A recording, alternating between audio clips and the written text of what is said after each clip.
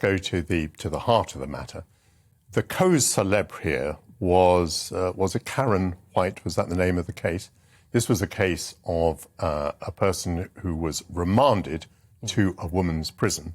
This was someone who'd admitted to committing rapes and had committed sexual assaults, but was remanded to a women's prison. So, for instance, when you say things are evaluated on an individual basis, unfortunately, the system fails. It did fail, but this was before the system was changed. So the system was changed and updated in 2019, and since then there has not been a single case of sexual assault with regard to trans or people who claim that they're trans. I think Karen White has never said that they were trans at all until he or she ended up in prison. I think there's a reason to raise an eyebrow there, and I think there was a definite failing in that case back before the system was strengthened, before it was changed in 2019. I think it's important to note that in the last 3 years there's not been a single case of sexual assault in a prison. But I assume you might share my scepticism about bureaucracies and about the state. I mean, the fact is that these mistakes will be made again and again.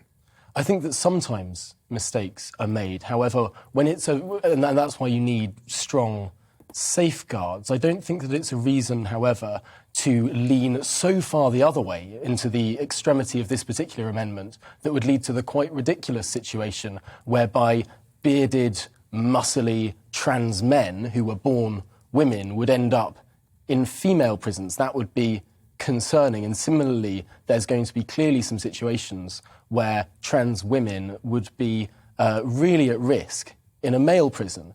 And I think that sometimes when you see discourse around this, online in particular, people jump to what their conclusion, what they think a trans person is, what they think a trans person looks like. And very often that leads to some really quite grotesque imagery of sort of, oh, it's just a man in a dress, that sort of thing. And that's really not the case. And I think if more people understood and knew potentially trans people, they wouldn't jump to those conclusions, because there are some very clear situations whereby trans women should be in women's prisons. Tom,